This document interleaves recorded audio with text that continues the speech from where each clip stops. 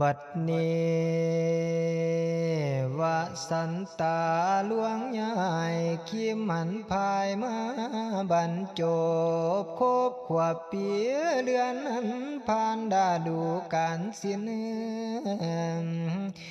ยินเสียงลมพันตองไอละหองกากวกไงสากุณขันไขฟังเสียงแจ๊ดแจ๊ดห้องกระดังกองอยู่ป่าไผ่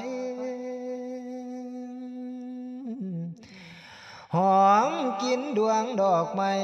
ทันยาพืชนานี่เป็นยามเมมันตานำหมอกดินลุงย่อยคอยแต่หาพื้นผ้าพื้นหนามาตุ้มห่มหนาวหัวลมดวงตองกายสาบันเจ้าสันสายป่าเพนีแต่หมู่หันเพื่อนหากได้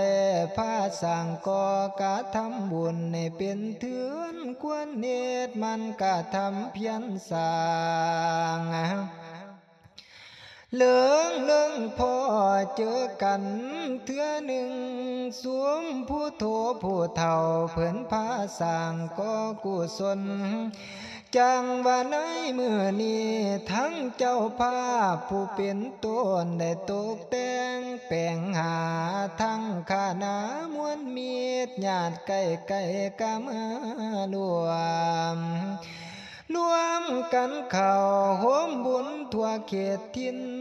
ตั้งเป็นกองมหา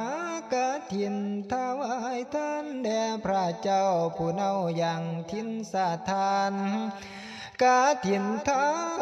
นทอดนั้นมีตามบางฤดูกาลผลของการกฐินทานนักมากมีหลายล้น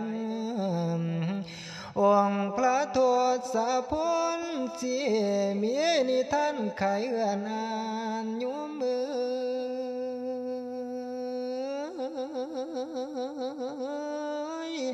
ตั้งแต่ข้าวตินนาบานเกิดเป็นคนทุกข์ให้ในท่านผ่านหอกายในตอนนั้นเท่าได้เป็นลูกจ้างของท่านเศรษฐีดวงเป็นคนนักษาส่วนเบิ่งแยงยังยาตัวขอดเดือน11มาออกพรรษาละสิ้นกะพอดีเขตทินท่านมหาเศรษฐี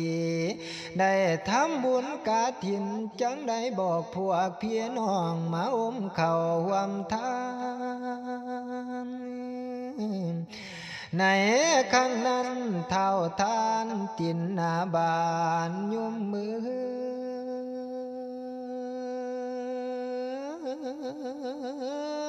เกียรติอยากโมทนาทานรวมบุญเศรษฐีเจ้าแต่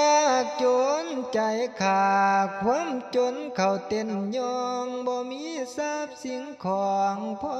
สิทานทอดให้นำเจ้าทานเศรษฐีคิดไปมาอยู่จังสิกะจิตวิกะใจโว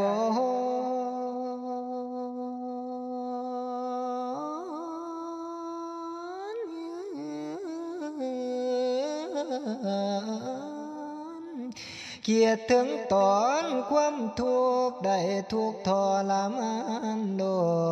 นย้อนผลบุญเที่ยวสร้างบ่เคยทำแต่ศาสตร์ก่อนเกิดมาในศาสตร์นี้จังได้ถูกอาทรนอนน้ำดินกินกะเขินขาดคอนสอนโอห่างมา